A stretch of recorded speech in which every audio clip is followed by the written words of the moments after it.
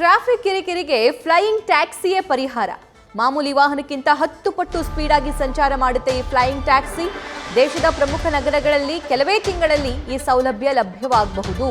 Apartment ಮೇಲ್ಭಾಗದಲ್ಲಿ ಅಂದ್ರೆ terrace ಮೇಲೆ ಮತ್ತು ಬಯಲು ಜಾಗದಲ್ಲಿ ಆ ಫ್ಲೈಯಿಂಗ್ ಟ್ಯಾಕ್ಸಿಯನ್ನ ಲ್ಯಾಂಡ್ ಮಾಡೋದಕ್ಕೆ ವ್ಯವಸ್ಥೆ ಮಾಡಬೇಕಾಗುತ್ತೆ. ಫ್ಲೈಯಿಂಗ್ ಟ್ಯಾಕ್ಸಿಗೆ DGCA ಅನುಮೋದನೆಯೊಂದೇ ಸಿಗೋದು ಬಾಕಿ ಇದೆ. ಫ್ಲೈಯಿಂಗ್ ಟ್ಯಾಕ್ಸಿ ಬಂದೇ ಸಾಕಷ್ಟು ಅನುಕೂಲ ಆಗುತ್ತೆ, ಅದರಲ್ಲೂ ಕೂಡ ಸಮಯ ಉಳಿತಾಯ ಆಗುತ್ತೆ. ಈಗಾಗಲೇ ಬೇರೆ ಬೇರೆ ದೇಶದಲ್ಲಿ ಈ ಪ್ರಯೋಗಗಳು ಕೂಡ ಆಗಿವೆ. ಭಾರತದಲ್ಲೂ ಕೂಡ ಫ್ಲೈಯಿಂಗ್ ಟ್ಯಾಕ್ಸಿ ಆದಷ್ಟು ಬೇಗ ಬರಲಿದೆ ಅನ್ನುವಂತಹ ಮಾಹಿತಿ ಸದ್ಯಕ್ಕೆ ಲಭ್ಯವಾಗ್ತಾ ಇದೆ. ಫ್ಲೈಯಿಂಗ್ ಟ್ಯಾಕ್ಸಿಗೆ DGCA ಅನುಮೋದನೆ ಸಿಗೋದು ಒಂದೇ ಬಾಕಿ ಇದೆ. ಆ ಅನುಮೋದನೆ, ಆ ಪರ್ಮಿಷನ್ ಸಿಕ್ಕರೆ ಭಾರತದಲ್ಲೂ ಕೂಡ ಫ್ಲೈಯಿಂಗ್ ಟ್ಯಾಕ್ಸಿ ಹಾರಾಡಲಿವೆ.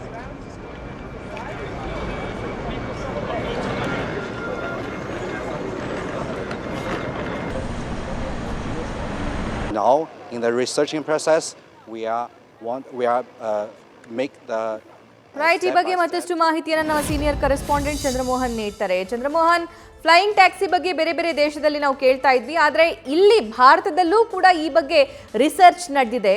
ಹೆಚ್ಚಿನ ಡೀಟೇಲ್ಸ್ ಏನಿದೆ? ಈ ಫ್ಲೈಯಿಂಗ್ ಟ್ಯಾಕ್ಸಿ ಇಲ್ಲೂ ಕೂಡ ಹಾರಾಡಬೇಕು ಅಂತಂದ್ರೆ ಎಷ್ಟು ಸಮಯ ಬೇಕು, ಏನೇನು ಪ್ರೊಸೀಜರ್ಸ್ ಇದೆ? ಹೌದು ಸಭಾ, ಈಗ ವಿದೇಶಗಳಲ್ಲಿ ಈಗಾಗಲೇ ಫ್ಲೈಯಿಂಗ್ ಟ್ಯಾಕ್ಸಿಗಳು ಇವೆ. ಈಗ ಭಾರತದಲ್ಲೂ ಕೂಡ ಫ್ಲೈಯಿಂಗ್ ಟ್ಯಾಕ್ಸಿಯ ಬಗ್ಗೆ ಸಂಶೋಧನೆ ಮತ್ತು ಅಭಿವೃದ್ಧಿಪಡಿಸುವಂತ ಕೆಲಸ ನಡೀತಾ ಇದೆ. ಮದ್ರಾಸ್ IIT-ನಲ್ಲಿ ಪ್ರೊಫೆಸರ್ ಸತ್ಯ ಚಕ್ರವರ್ತಿ ಅವರು ತಮ್ಮದೇ ಆದಂತಹ ಸ್ಟಾರ್ಟ್ಅಪ್ ಅನ್ನ ಸ್ಥಾಪನೆಯನ್ನ ಮಾಡಿ ಫ್ಲೈಯಿಂಗ್ ಟ್ಯಾಕ್ಸಿಯನ್ನ ಅಭಿವೃದ್ಧಿಯನ್ನ ಪಡಿಸ್ತಾ ಇದ್ದಾರೆ. ಇದನ್ನ ಮುಂದಿನ 7-8 ತಿಂಗಳಲ್ಲೇ ಭಾರತದಲ್ಲಿ ಇರುವ ನಗರಗಳಲ್ಲೇ ಬಳಕೆಗೂ ಕೂಡ ತರುವಂತ ಪ್ರಯತ್ನವನ್ನ ಮಾಡ್ತಾ ಇದ್ದಾರೆ. ಆದ್ರೆ ಇದಕ್ಕೀಗ ಮುಖ್ಯವಾಗಿ director general of civil aviation ಇಂದ ಒಪ್ಪಿಗೆ ಬೇಕು ಮತ್ತು ಅವರ ಅನುಮೋದನೆ ಬೇಕು. DGCA ಒಪ್ಪಿಗೆ ಸಿಕ್ಕ ಬಳಿಕ ಅಷ್ಟೇನೆ ಭಾರತದ ನಗರಗಳಲ್ಲಿ ಫ್ಲೈಯಿಂಗ್ ಟ್ಯಾಕ್ಸಿಗಳು ಕೂಡ ಹಾರಾಟ ನಡೆಸಲಿಕ್ಕೆ ಸಾಧ್ಯ ಆಗುತ್ತೆ. ಇದು ಎಲೆಕ್ಟ್ರಿಕಲ್ ಚಾರ್ಜಿಂಗ್ ಫ್ಲೈಯಿಂಗ್ ಟ್ಯಾಕ್ಸಿ. ಒಮ್ಮೆ ಇದನ್ನ ಚಾರ್ಜ್ ಮಾಡಿದ್ರೆ 200 ಕಿಲೋಮೀಟರ್ ದೂರದವರೆಗೂ ಕೂಡ ಹಾರಾಟ ನಡೆಸುವ ಸಾಮರ್ಥ್ಯವನ್ನ ಇದು ಹೊಂದಿದೆ. ಮುಖ್ಯವಾಗಿ ಪೈಲಟ್ನ ಜೊತೆಗೆ ಮತ್ತೊಬ್ಬ ವ್ಯಕ್ತಿ ಈ ಫ್ಲೈಯಿಂಗ್ ಟ್ಯಾಕ್ಸಿನಲ್ಲಿ ಹಾರಾಟವನ್ನ ನಡೆಸಬಹುದು. ಈಗ ನಮ್ಮ ಬೆಂಗಳೂರಿನ MG ರಸ್ತೆಯಿಂದ ಕೆಂಪೇಗೌಡ ಇಂಟರ್ನ್ಯಾಷನಲ್ ಏರ್ಪೋರ್ಟ್ಗೆ ಸುಮಾರು 24 ಕಿಲೋಮೀಟರ್ ದೂರ ಇದೆ. ಇದನ್ನ ಕೇವಲ 11 ನಿಮಿಷಗಳಲ್ಲಿ ಫ್ಲೈಯಿಂಗ್ ಟ್ಯಾಕ್ಸಿಯ ಮೂಲಕ ತಲುಪಲಿಕ್ಕೆ ಸಾಧ್ಯ ಆಗುತ್ತೆ. ಫ್ಲೈಯಿಂಗ್ ಟ್ಯಾಕ್ಸಿ ಅಂದಾಕ್ಷಣ ಇದರ ಹಾರಾಟ ನಡೆಸೋದು ಬಹಳ ದುಬಾರಿ ಅಂತ ಅನ್ಕೋಬಹುದು. ಆದ್ರೆ ಇದರಲ್ಲಿ ಹಾರಾಟ ನಡೆಸುವಂತದ್ದು ಅಂತ ದುಬಾರಿ ಏನಲ್ಲ. ಯಾಕೆಂತಂದ್ರೆ ಈಗ ಭಾರತದಲ್ಲಿ ಇರ್ತಕ್ಕಂತಹ ನಮ್ಮ ಬೆಂಗಳೂರು ನಗರದಲ್ಲಿರುವಂತಹ ಓಲಾ, ಉಬರ್ ವಾಹನಗಳಲ್ಲಿ ಚಾರ್ಜ್ ಮಾಡೋದಕ್ಕಿಂತ 2 ಪಟ್ಟು ಹೆಚ್ಚಿನ ಚಾರ್ಜ್ ಅನ್ನ ಮಾತ್ರ ಇದರಲ್ಲಿ ಹಾರಾಟ ನಡೆಸಲಿಕ್ಕೆ ಚಾರ್ಜ್ ಅನ್ನ ಮಾಡಲಾಗುತ್ತೆ.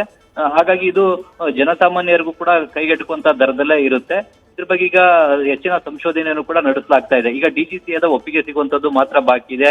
ಮುಖ್ಯವಾಗಿ ಭಾರತದಲ್ಲಿ ಬೆಂಗಳೂರು, ಮುಂಬೈ, ದೆಹಲಿ ಅಂತ ನಗರಗಳಲ್ಲಿ ಸಿಕ್ಕಾಪಟ್ಟೆ ಟ್ರಾಫಿಕ್ ಜಾಮ್ ಇದೆ. ಈ ಟ್ರಾಫಿಕ್ ಜಾಮ್ನಿಂದಾಗಿ ಜನರಿಗೆ ಆದಷ್ಟು ಬೇಗ ತಾವು ಅಂದ್ಕೊಂಡಂತ ತಲುಪಬೇಕಾದಂತ ಸ್ಥಳವನ್ನ ತಲುಪಲಿಕ್ಕೆ ಸಾಧ್ಯವಾಗೋದಿಲ್ಲ.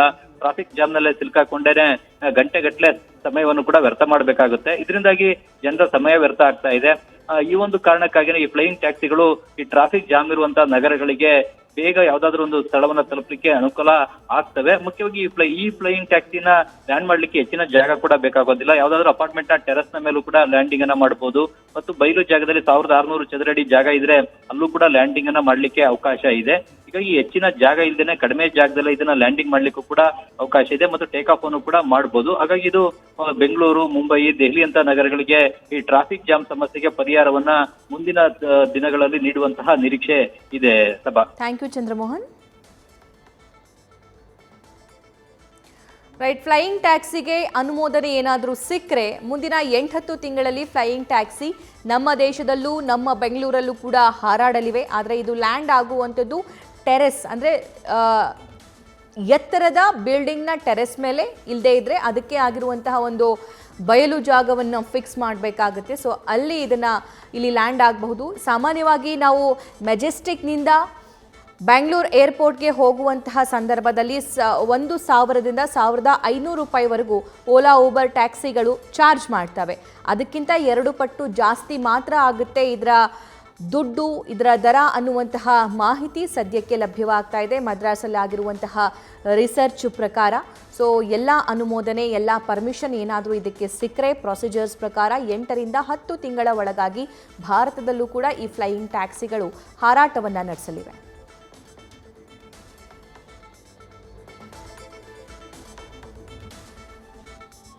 ಈಗಾಗಲೇ ಬೇರೆ ಬೇರೆ ದೇಶದಲ್ಲೂ ಕೂಡ ಈ ಫ್ಲೈಯಿಂಗ್ ಟ್ಯಾಕ್ಸಿಯ ಹಾರಾಟ ಅದರ ಬಗ್ಗೆ ರಿಸರ್ಚ್ ಕೂಡ ಆಗಿದೆ. ಸೊ ಆ ದೇಶಗಳು ಕೂಡ ಇದನ್ನ ಇಂಪ್ಲಿಮೆಂಟ್ ಮಾಡೋದಕ್ಕೆ ನೋಡ್ತಾ ಇವೆ. ಸೊ ಇಂಥದ್ರ ಮಧ್ಯೆ ಬೆಂಗಳೂರಿನಂತಹ ಮಹಾನಗರದಲ್ಲಿ ಸೊ ಈ ಫ್ಲೈಯಿಂಗ್ ಟ್ಯಾಕ್ಸಿಗಳ ಹಾರಾಟ ಏನಾದರೂ ಶುರುವಾದರೆ ಟ್ರಾಫಿಕ್ ಕಿರಿಕಿರಿಯಿಂದ ಜನಸಾಮಾನ್ಯರು ಬಚಾವಾಗುವಂತಹ ಎಲ್ಲ ಸಾಧ್ಯತೆಗಳು ಕೂಡ ಇದೆ. ನ್ಯೂಸ್ ಫಸ್ಟ್ ನಿರ್ಭೀತಿಯಿಂದ ನಿಮ್ಮ ಪರವಾಗಿ.